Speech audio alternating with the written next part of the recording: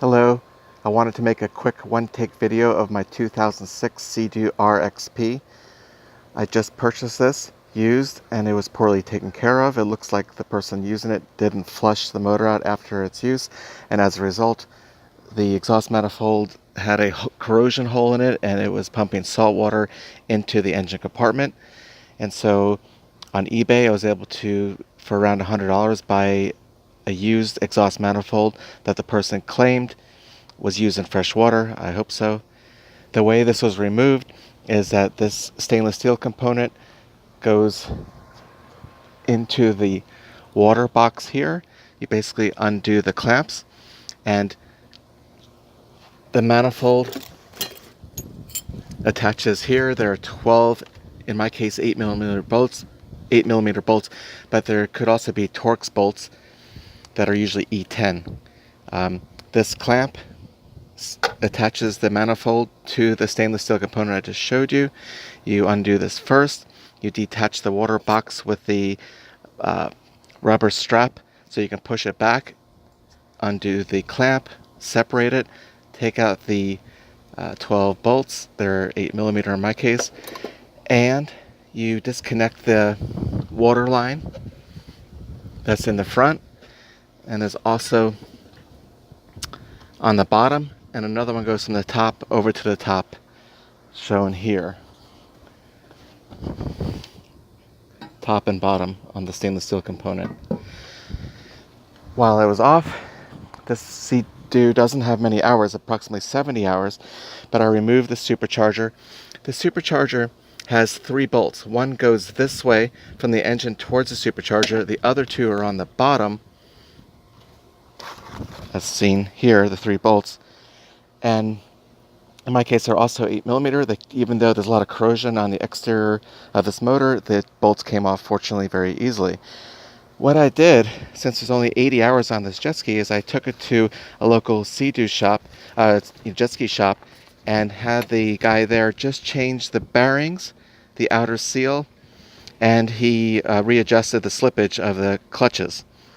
And it cost me $200, which is a lot cheaper than taking it to a dealer paying $600, or even mailing it off for $400 or trying to buy another one. So hopefully this buys another 100+ hours of this supercharger.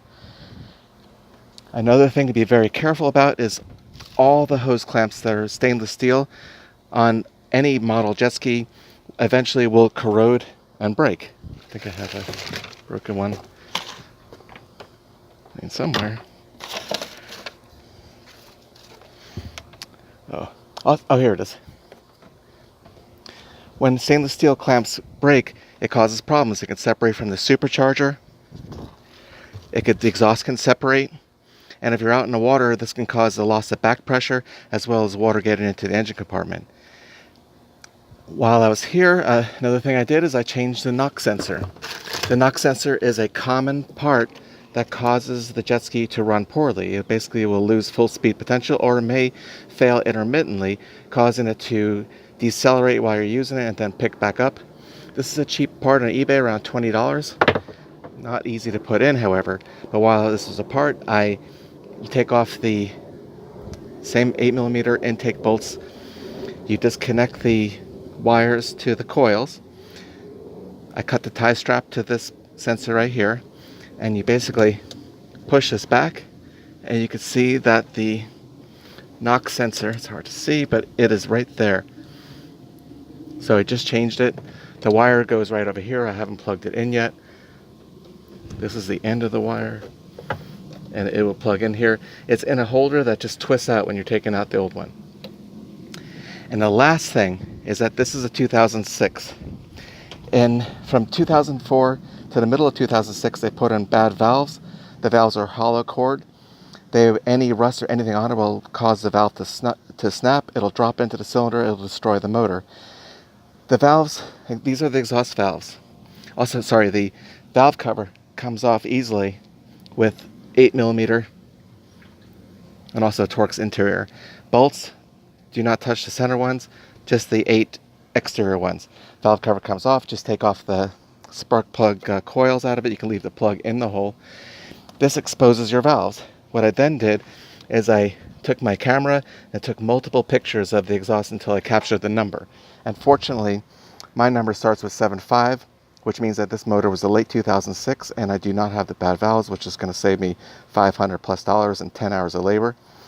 But if yours is a 04 and 05, you have the bad valves, and 2006 is definitely worth checking to see if you have bad valves, as this is a simple step, and if you ignore it, they all probably will fail sooner or later.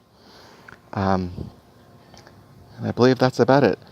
So anyone changing the oil filter goes here.